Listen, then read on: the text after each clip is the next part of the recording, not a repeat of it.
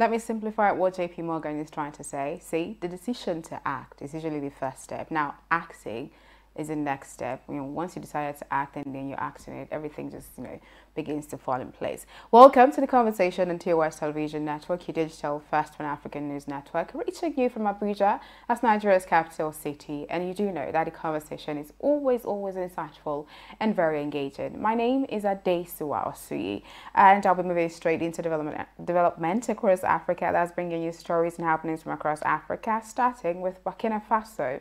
So about 300 protesters who took to the streets of Burkina Faso's capital, Ouagadougou, on Tuesday, that's yesterday, demanding President Roch Kabore resigns and the departure of French forces that patrol the West African country in the search of Islamists. Away from that to Mozambique, home to some of the world's largest gemstones deposit, often mined by artisanal miners with no access to official markets. A senior official in the Ministry of Mineral Resources says 14 tons of smuggled goods, rubies and other gems have been illegally exported from Mozambique since the beginning of the year. I think this is one problem most African countries are faced with. And I do know Nigeria is having, the illegal gold mining in Zamfara state. Away from that to Kenya, the African Union has set up a disaster operations center in Nairobi aimed for monitoring major hazards and provide regional early warnings for drought, floods, extreme rainfall, food insecurity, and pests like the desert locust as the earth gets warmer and weather events more extreme. I mean, global warming is on the mouth and the lips of everyone around the world right now. Things are changing, and then we're beginning to see, quite a number of disasters associated with extreme weather conditions and all of that. That's it for development across Africa here on the conversation. But before I wrap up this segment, let me quickly bring you COVID-19 updates from across Africa. I always say COVID is real. You need to keep doing your part to ensure that you and the next person is safe. I mean, Europe is having it really bad, and we don't want to experience that in Africa or in Nigeria. So do your part to ensure that that doesn't happen. COVID-19 update from across Africa, and afterwards we're going straight into the big story.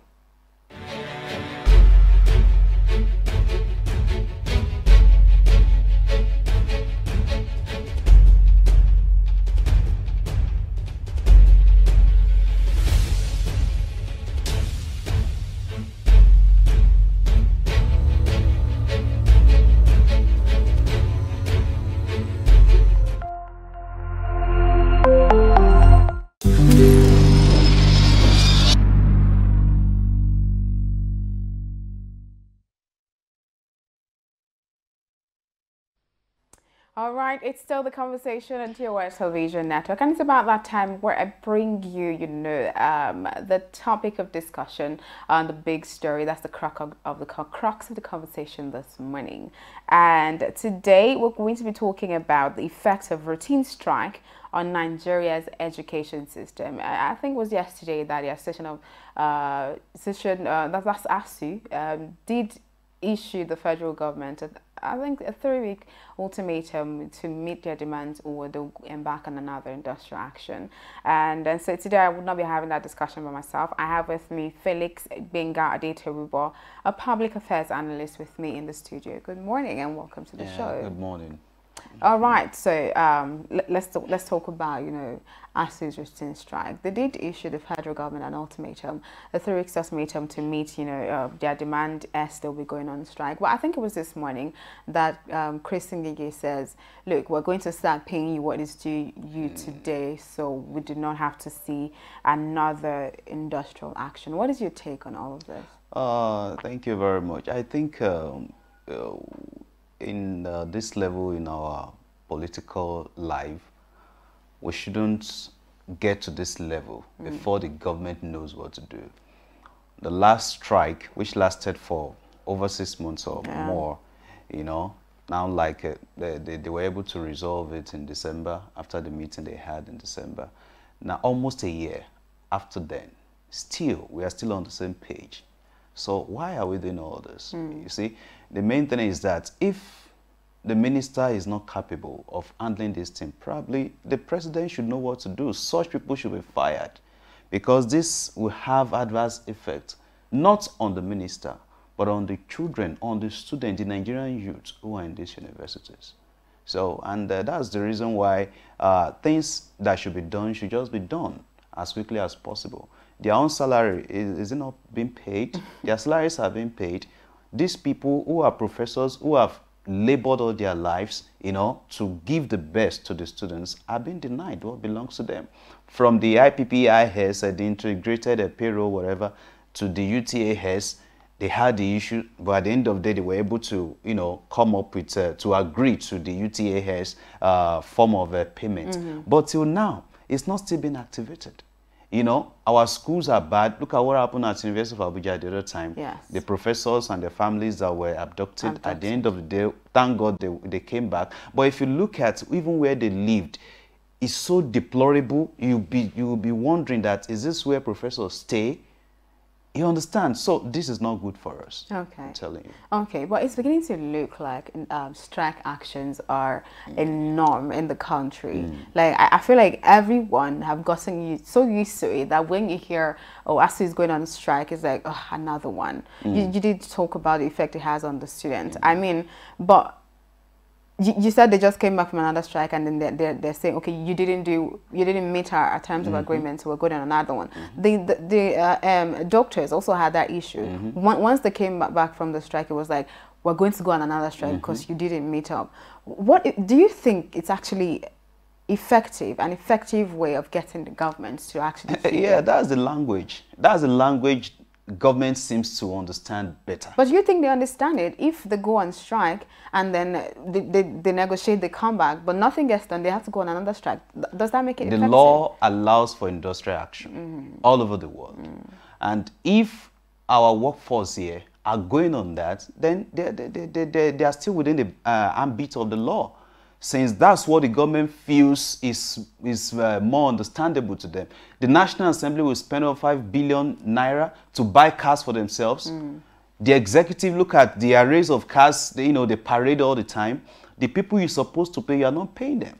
You know, just take a look at these things. And you want, now the ASUU chairman in Lagos was speaking yesterday, and he said a professor does not earn up to 500,000 naira. Now you begin to ask yourself, someone who does not even go to university, that finds his way to the National Assembly, how much are they receiving monthly? We heard the other time that they collect between 30 million to 15 million naira. You begin to think of all those things, at the end, and these are the people that, they help you to take care of the children that you call the youth that will vote you into power.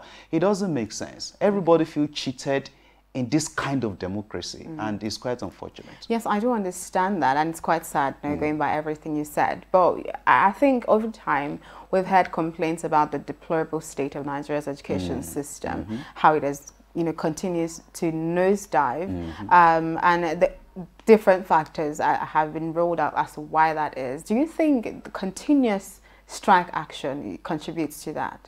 Do you know that since this strike has been, our budgets never exceeded 7% on education. 7%. In fact, there was a time it was 5%. And these are some of the things these people are asking for.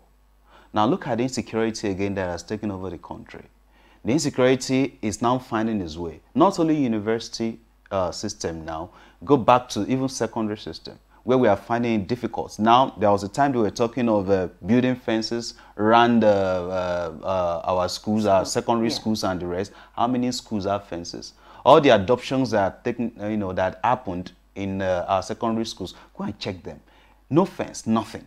So, do we really take education as something serious in this country? The other day, the president was saying something in this is traveling, that I think he is back now. I don't know if he's back. He's saying that if had it been our education is not good, they wouldn't have been hiring us abroad. You think of that kind of mentality. Average Nigerian youth, average Nigerian student learns under difficult situation. Go to schools, go and see what's happening. Some schools don't even have desks, no chairs, nothing. They sit on the floor to learn, because they feel that education will take them to somewhere. But these politicians will come and rubbish everything, squander the money, and the people you know, putting all their efforts to impact the life of Nigerian youth, at the end of the day are not being paid. It doesn't make sense. It's not fair. Now we are talking of salary. We've not even talked of you know, the arrears that is even on ground. Backlog of arrears have not been paid. Now think of it. How will such a lecturer teach well? We've not even talked about, you know, if you go to our schools, they are full of mess. Most of them don't even have, their laboratories are not equipped. We've not even talked about the things they need to even carry out, you know, education in 21st century standard. The way we still operate as if we are in the 70s or in the 80s.